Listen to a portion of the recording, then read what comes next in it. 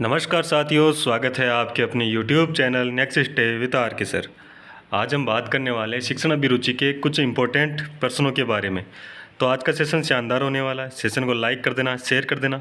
Channel पे जो पहली बार आए वो चैनल को सब्सक्राइब कर लेना, बेल आइकन को प्रेस कर लेना ताकि नोटिफिकेशन आप सभी के पास पहुँच सकें। चलिए बढ़ते हैं अपने सेशन की ओर। क्वेश्चन नंबर 1 की ओर बढ़ते हैं। क्वेश्चन नंबर 1 हमारे पास दे रखा है, आपकी राय में कुशल नागरिकता का क्या अर्थ है। यहाँ पर बताना है कि आपकी राय में जो कुशल नागरिकता होती है उसका क्या अर्थ है, यहाँ पर बताना है। ऑप्शन दे रखे हैं हमारे पास, अधिकारों को प्राप्त करना, बुराइयों से लड़ना, अपने कर्तव्यों का पालन करना या सबके कल्याण हेतु विचिंतन करना। यहाँ पर विंतन नहीं है, चिंतन है। ऑप्शन कौन सा यहाँ पर राइट आंसर होगा। तो यहाँ पर दे रखा है, क्या दे रखा है कि अपनी जो कुशल नागरिकता है इसके लिए क्या कर, इसका अर्थ क्या हुआ। इसका अर्थ हुआ कि अपने जो कर्तव्य हैं उनकी पालना करना, जो सामाजिक कर्तव्य है उनकी क्या करना, हमें पालना करना है। उसी से क्या होगा, जो श्रेष्ठ नागरिकता निकलेगी। ठीक है ना। तो यहाँ से जो ऑप्शन बनेगा वो क्या होगा, सी ऑप्शन अपना राइट आंसर हो जाएगा। आगे बढ़ते हैं क्वेश्चन नंबर 2 की ओर। क्वेश्चन नंबर 2 दे रखा है, अच्छे नेतृत्व के गुणों के लिए के विकास हेतु श्रेष्ठ माध्यम है। अच्छे नेतृत्व के गुणों के विकास हेतु श्रेष्ठ माध्यम क्या कौन सा है। विद्यालय, खेल का मैदान, घर या इनमें से कोई नहीं।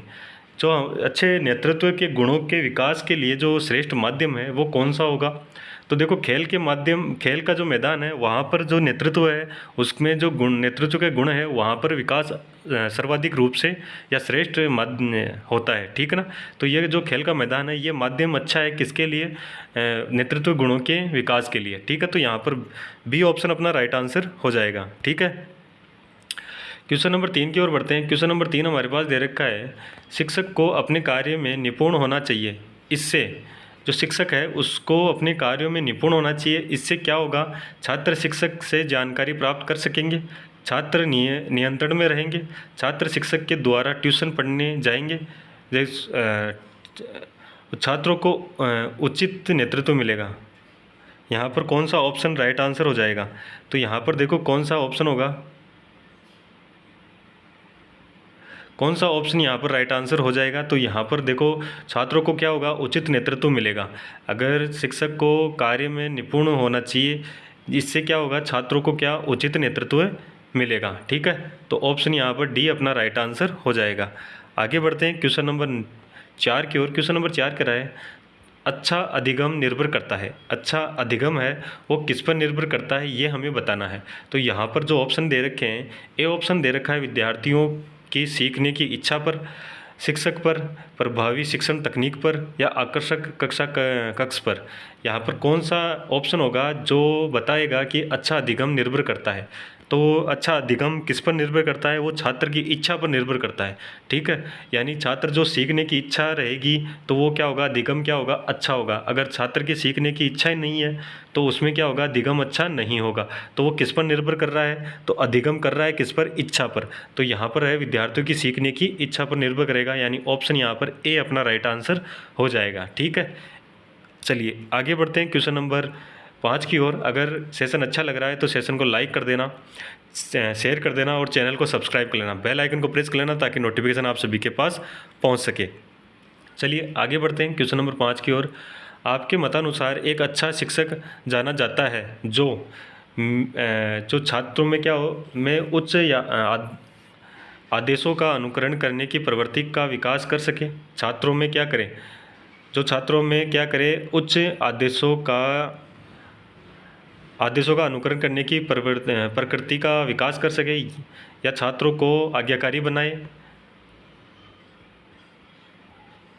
छात्रों को क्या करे, आज्ञाकारी बनाए, या छात्रों को ट्यूशन के लिए प्रेरित कर सके, या छात्रों में स्वतंत्र चिंतन पैदा करने की क्षमता रखता है। तो यहाँ पर कौन सा ऑप्शन यहाँ पर होगा, यहाँ पर चिंतन है। ठीक है ना।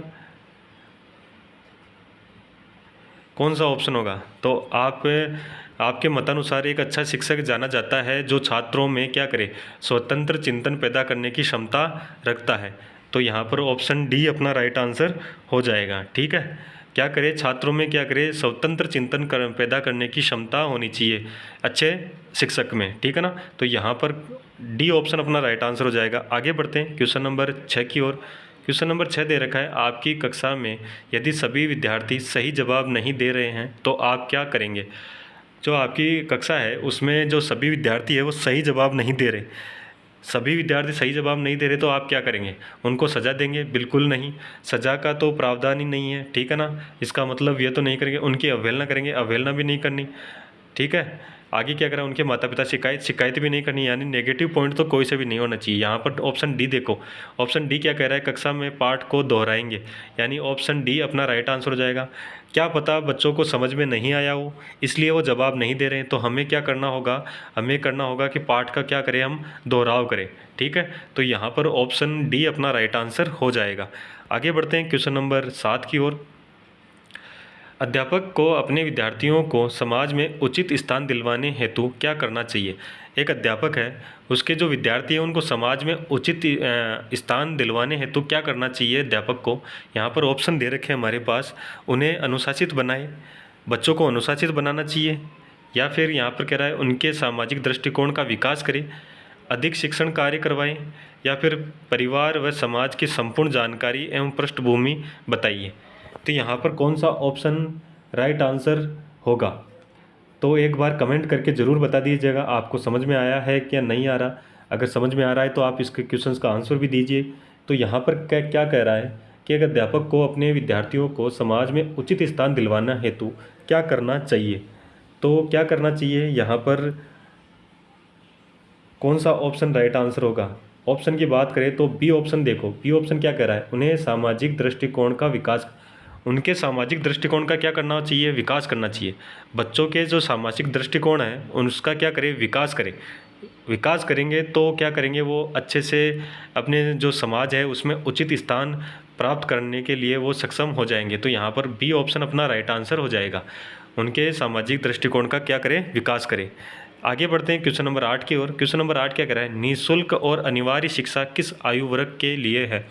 निःशुल्क और अनिवार्य शिक्षा है वो कौन सी आयु वर्ग के लिए है, यहाँ पर बताना है। ए ऑप्शन दे रखा है 0 से 12 वर्ष तक, बी ऑप्शन दे रखा है 6 से 12 वर्ष तक, सी ऑप्शन दे रखा है 6 से 14 वर्ष तक, और डी ऑप्शन दे रखा है 6 से 18 वर्ष तक। तो यहाँ पर कौन सा राइट आंसर होगा। तो यहाँ पर देखो अनिवार्य शिक्षा है वो कहाँ तक की होनी चाहिए, तो मिनिमम अनिवार्य शिक्षा है वो 1 से लेकर 8वीं कक्षा तक ये तो होनी चाहिए, ठीक है। और आयु वर्ग की बात करें तो 6 से लेकर 14 वर्ष के बच्चों तक, 6 से लेकर 14 वर्ष के बच्चों तक की जो निःशुल्क शिक्षा है और अनिवार्य शिक्षा है वो होनी चाहिए। तो यहाँ पर ऑप्शन कौन सा हो जाएगा, ऑप्शन सी अपना राइट आंसर हो जाएगा। ऑप्शन सी राइट आंसर हो जाएगा, इसमें दे रखा है 6 से 14 वर्ष तक के। यहाँ पर आगे बढ़ते हैं नेक्स्ट क्वेश्चन की ओर। क्वेश्चन नंबर 9 दे रखा है, मूल्यांकन। मूल्यांकन क्या है, विद्यार्थियों के बारे में जानकारी एकत्रित करता है, कक्षा के विद्यार्थियों का वर्गीकरण करता है, व्यवहार परिवर्तन के प्रमाण इकट्ठे करता है। यहाँ पर आगे कह रहा है विद्यार्थियों की प्रगति को व्यवस्थित करता है। तो यहाँ पर कौन सा ऑप्शन राइट आंसर होगा, किसके लिए पूछा है, मूल्यांकन के लिए। तो मूल्यांकन क्या जानकारी को एकत्रित करता है क्या, नहीं। विद्यार्थी की क्या जानकारी एकत्रित करेंगे, उसमें मूल्यांकन थोड़ी होता है एकत्रित करने के लिए। यहाँ पर ऑप्शन बी कह रहा है कक्षा के विद्यार्थियों का वर्गीकरण। देखो वर्गीकरण का मतलब उन्हें मंद बुद्धि या जो तेज़ बुद्धि या जो इंटेलिजेंट या मंद बुद्धि वाले बच्चे हैं उनमें क्या वर्गीकृत किया जाता है कि मूल्यांकन से, नहीं किया जाता, यानी ये भी क्या होगा, गलत होगा। व्यवहार परिवर्तन के प्रमाण इकट्ठे करता है, व्यवहार परिवर्तन के क्या प्रमाण इकट्ठे होते हैं, बिल्कुल नहीं। इसमें क्या होता है, विद्यार्थी की प्रगति को व्यवस्थित किया जाता है, यानी कि जो विद्यार्थी ने क्या सीखा, कितना सीखा, किस चीज़ में अधिक सीख आई वो उसने सीखा है, तो वो चीज़ें यहाँ पर मूल्यांकन से पता चलती हैं। तो यहाँ पर कौन सा ऑप्शन हो जाएगा, ऑप्शन डी अपना राइट आंसर हो जाएगा, ठीक है। चलिए आगे बढ़ते हैं क्वेश्चन नंबर 10 की ओर। RTE में कुल अध्याय हैं, RT है उसमें कुल कितने अध्याय हैं, ये RT है जो ये 2009 वाली RT की बात हो रही है, ठीक है। तो यहाँ पर अगर कुल अध्याय की बात करें तो कितने कुल अध्याय है, तो यहाँ पर अगर आप ऑप्शन देखोगे तो ऑप्शन आपको दिखाई देगा ए ऑप्शन 1, इसमें एक नहीं है, इसमें एक नहीं है, यहाँ पर कितने हैं, तो यहाँ पर अगर संख्या की बात करें तो यहाँ पर कितने हैं, 7 है, ठीक है। और यहाँ पर अब क्या कह रहा है, ऑप्शन बी दे रखा है 17, ऑप्शन सी दे रखा है 38 और ऑप्शन डी दे रखा है कितना, 48। तो देखो अध्याय की बात करें तो यहाँ पर टोटल अध्याय कितने हैं, तो अध्याय तो है हमारे पास कितने, 7 अध्याय हैं। तो यहाँ पर ऑप्शन कौन सा हो जाएगा, ए ऑप्शन अपना राइट आंसर हो जाएगा। अगर आपको पूछे धाराएं कितनी है, तो अगर धारा के लिए पूछे तो धारा कितनी है, तो वो 38 है, ठीक है। और एक अनुसूची है, ए क्या है, अनुसूची है। तो यहाँ पर जो ऑप्शन होगा वो ए ऑप्शन अपना राइट आंसर हो जाएगा। आगे बढ़ते हैं क्वेश्चन नंबर 11 की ओर। बालक के अधिगम के लिए निम्न में से कौन सी क्रिया सर्वाधिक योगदान देती है। क्या बालक के अधिगम के लिए कौन सी क्रिया है जो सर्वाधिक योगदान देती है, देखकर सीखनी, याद करके सीखना, सुनकर सीखना या करके सीखना। तो यहाँ पर आपको सभी को पता है कि जो करके सीखते हैं वो स्थायी होता है, लंबे समय तक रहता है, ठीक है। तो यहाँ पर ऑप्शन डी अपना राइट आंसर हो जाएगा, ठीक है। देख कर जो सीखता है वो कुछ समय तक ही याद रहता है, याद करके तो वो कुछ देखने से कुछ ज़्यादा समय तक, और सुनने से तो वो क्या है कि जो आज सुना वो कल भूल भी जाते हैं। तो यहाँ पर करके जो अपने हाथ से हम कुछ करके दे सीखते हैं वो क्या होता है, लॉन्ग टर्म के लिए रहता है, वो लंबे समय तक याद रखा जाता है, ठीक है। तो ज़्यादा लंबे समय तक याद रखने के लिए पर्याप्त है। तो यहाँ पर जो क्रिया है वो कौन सी होगी, करके सीखने वाली क्रिया होगी, जो लंबे समय तक क्या होगी, याद रखने के लिए योगदान देती है। ऑप्शन डी अपना राइट आंसर हो जाएगा। आगे बढ़ते हैं क्वेश्चन नंबर 12 की ओर। प्राथमिक स्तर पर शिक्षण की सर्वोत्तम विधि है। प्राथमिक स्तर पर शिक्षण की जो सर्वोत्तम विधि है वो कौन सी है। यहाँ पर दे रखा है व्याख्यान विधि, खेल विधि, परियोजना विधि या प्रदर्शन विधि। कौन सी विधि है जो प्राथमिक स्तर पर, प्राथमिक स्तर यानी प्राथमिक जो कक्षाएं हैं वो कौन सी होती है। प्राथमिक स्तर का मतलब प्राथमिक कक्षाएं, कक्षा कौन सी होती है, तो 1 से लेकर 5वीं तक कौन सी होती है, प्राथमिक कक्षाएं होती हैं, ठीक है। और अगर बात करें किसकी, उच्च प्राथमिक की, उच्च प्राथमिक जो स्कूल होती है या कक्षा होती है वो कौन सी होती है, तो वो होती है 6 से लेकर 8वीं तक। माध्यमिक जो कक्षाएं होती है वो कौन सी होती है, तो वो होती है 9 और 10। और उच्च माध्यमिक कक्षाएं होती है तो वो कौन सी होती है, 11 और 12। तो उच्च माध्यमिक कक्षाएं कौन सी होती है, 11 और 12वीं, ठीक है। ये आपको पता होना चाहिए, कभी कभी एग्जाम में पूछ लेता है कि उच्च माध्यमिक स्तर पर कौन सी कक्षाएं आती है, ठीक है। और यह यहाँ पर कह रहा है कि प्राथमिक स्तर पर शिक्षण के लिए सर्वोत्तम विधि है वो कौन सी है, तो वो हम मानेंगे सर्वोत्तम विधि कौन सी मानेंगे, खेल विधि मानेंगे, ठीक है। तो यहाँ से देखो उच्च स्तर पर कौन से, प्राथमिक स्तर पर कौन से बच्चे आते हैं, कक्षा 1 से लेकर कक्षा 5वीं तक के बच्चे, उनको देखो व्याख्यान विधि उनके लिए उपयुक्त नहीं है। परियोजना विधि, वो परियोजना कैसे कर पाएंगे, वो तो कर ही नहीं पाएंगे। प्रदर्शन तो वो अगर कुछ बना ही नहीं पाएंगे तो कैसे प्रदर्शन कर पाएंगे। उनको क्या हो, खेल खेल में जो सिखाया जाता है वो उनके लिए सर्वश्रेष्ठ की विधि है, ठीक है। खेल खेल में सिखाना उनके लिए श्रेष्ठ विधि है। तो यहाँ पर खेल विधि सर्वोत्तम विधि मानी गई है, सर्वोत्तम विधि मानी गई है। आगे बढ़ते हैं क्वेश्चन नंबर 13 की ओर।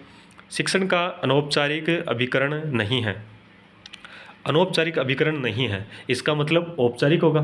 अनौपचारिक का और औपचारिक 2 प्रकार के अभिकरण हैं। तो अनौपचारिक कौन सा नहीं है, इसका मतलब औपचारिक होना चाहिए। यहाँ पर कह दे रखा है घर, परंपरा, विद्यालय और समाज। अगर बात करें किसकी, घर की, समाज की, तो ये दोनों क्या है, ये कौन है, अनौपचारिक शिक्षण है, ठीक है। और विद्यालय है, ये क्या है, औपचारिक है,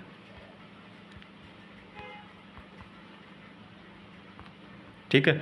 तो यहाँ पर कौन सा हो जाएगा, सी ऑप्शन अपना राइट आंसर हो जाएगा, ठीक है ना। औपचारिक पूछा है, अनौपचारिक कौन सा नहीं है, इसका मतलब औपचारिक है। और औपचारिक कौन सा होता है, विद्यालय होता है, ठीक है। चलिए आगे बढ़ते हैं क्वेश्चन नंबर 14 की ओर। यदि आप चाहते हैं कि प्रत्येक बालक सृजनशील हो तो क्या करना चाहिए। अगर आप चाहते हैं, क्या चाहते हैं कि सभी बालक क्या हो, सृजनशील हो, तो आपको क्या करना चाहिए। यहाँ पर ऑप्शन दे रखे हैं हमारे पास। एक, सहायक एवं भयमुक्त वातावरण, माता पिता एवं शिक्षकों का हस्तक्षेप, माता पिता एवं शिक्षकों द्वारा आलोचना, कठोरतापूर्ण व्यवहार। देखो अगर कठोरतापूर्ण व्यवहार होगा तो बच्चे में क्या होगा, डर होगा, तो वो अपना जो सृजनशीलता है या फिर वो जो अपनी क्रिएटिविटी है वो अच्छे से प्रकट नहीं कर पाएगा। या शो नहीं कर पाएगा। यहाँ पर देखो क्या कर रहा है, ऑप्शन गए जो ऑप्शन सी दे रखा है, माता पिता व शिक्षकों द्वारा आलोचना। अगर आलोचना करोगे तो बच्चा क्या करेगा, आलोचना बच्चे के लिए हानिकारक है या फिर ये गलत है तो इसको गलत मानेंगे। यहाँ पर कह रहा है माता पिता एवं शिक्षकों का हस्तक्षेप। अगर शिक्षक और माता पिता बीच में हस्तक्षेप करेंगे तो उससे क्या होगा, बच्चा खुद नहीं कर पाएगा, यानी माता पिता ही उसकी सहयोग करेंगे, सहायता करेंगे, हेल्प करेंगे, तो वो क्या करेगा, खुद की जो क्रिएटिविटी है वो उस पर काम नहीं कर पाएगा, उससे काम नहीं कर पाएगा। तो यहाँ पर जो ऑप्शन बनेगा तो बनेगा कौन सा, ए ऑप्शन। एक सहायक एवं भयमुक्त क्या हो, उसे वातावरण मिले। अगर सहायक यानी जो उसकी जो कठिनाई है उसको थोड़ा बहुत सहायता मिले, और भयमुक्त हो यानी उसमें कोई भय नहीं हो, ऐसा वातावरण मिले, तो वो क्या होगा, सृजनशीलता उसमें आएगी। ठीक है, तो यहाँ पर ए ऑप्शन अपना राइट आंसर मानेंगे। ठीक है, चलिए आगे बढ़ते हैं क्वेश्चन नंबर 15 की ओर। अध्यापन की किस विधि में सृजनशीलता का विकास नहीं कर सकते। अध्यापन की कौन सी विधि है जिसमें सृजनशीलता का विकास नहीं कर सकते। ऑप्शन हमें यहाँ पर दे रखे, व्याख्यान विधि, खेल विधि, खोज विधि या प्रोजेक्ट विधि। कौन सी विधि है जिसमें सृजनशीलता का विकास नहीं हो सकता। यहाँ पर अगर बात करें तो देखो, व्याख्यान विधि में क्या होता है, व्याख्यान विधि में अध्यापक इसमें क्या होता है, मुख्य होता है। अध्यापक क्या होता है, मुख्य होता है, और छात्र क्या होता है, छात्र गौण होता है। ठीक है, या छात्र निष्क्रिय होता है, अध्यापक सक्रिय होता है इसमें। तो यहाँ पर जो सृजनशीलता है किसकी, बालक की, तो वो किस में नहीं आएगी, उसका विकास कब नहीं होगा, जब वो व्याख्यान विधि से क्या होगा, उसका अधिगम होगा, तो वो उसमें क्या नहीं करेगा, और उसमें क्या होगा, सृजनशीलता का अभाव होगा। तो ए ऑप्शन अपना राइट आंसर हो जाएगा। खेल विधि में क्या करेगा, बच्चा स्वयं खेल के सीखेगा, तो उसमें क्या होता है, उसमें बच्चे को क्या होता है, सृजनशीलता का विकास होने की संभावनाएं अधिक होती है। खोज विधि में बच्चा खुद अपने विवेक से खोज करेगा, उसके बारे में जानेगा, पहचानेगा, तो उसमें भी क्या होता है, उसमें सृजनशीलता का विकास होता है। प्रोजेक्ट बनाने में तो आप सभी को पता है, बच्चा अपने विवेक से प्रोजेक्ट बनाएगा, अपने जो सीखा है उससे बनाएगा, तो उसमें क्या होगी, अपनी क्रिएटिविटी दिखा पाएगा वो प्रोजेक्ट बनाने में। ठीक है, तो यहाँ पर ये भी क्या होगा, सही होगा। पर यहाँ पर जो पूछा क्या है, कौन सी विधि विकास के लिए सही नहीं है, सृजनशीलता के लिए, तो वो व्याख्यान विधि सही नहीं है। ठीक है, तो यहाँ पर ऑप्शन ए अपना राइट आंसर हो जाएगा।